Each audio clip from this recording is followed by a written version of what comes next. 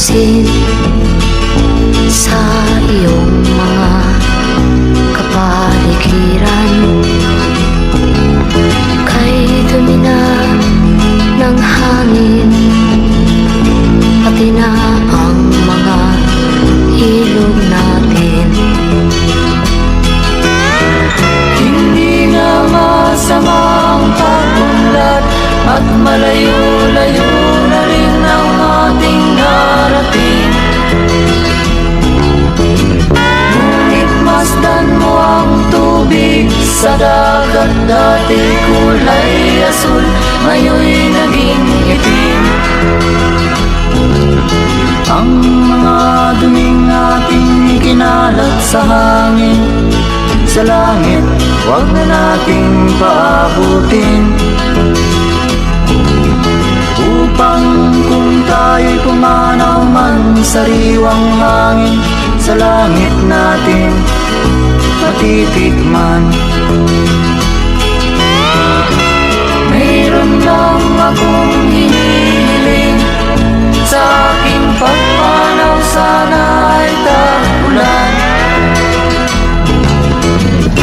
Gitara ko ay aking dadalhin, upang sa ulap na lang tayo magkantahan.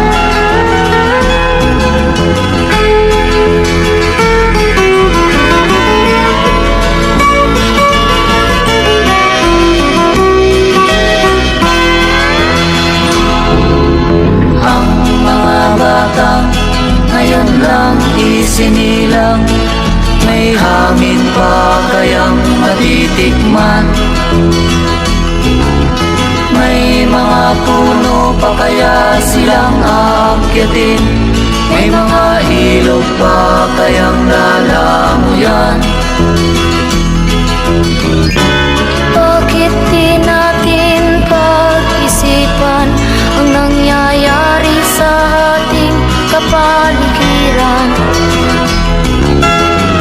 Hindi nga masama ang pag-unlad kung hindi nakakasira ng kalikasan. Darating ang panahon, mga ibong dala ay wala nang madadapuan. Masdan mo ang mga punong dati ay kay tatag, ngayon'y namamatay dahil sa ating kalukuhan. Lahat ng bagay na narito sa lupa, biyayang galing sa Diyos kahit nung ika'y wala pa. Ingatan natin at huwag nang sirain pa, pagkat pag kanyang linawi tayo'y mawawala na. Mayroon lang akong hinihiling, sa aking pagpanaw sana ay tag-ulan.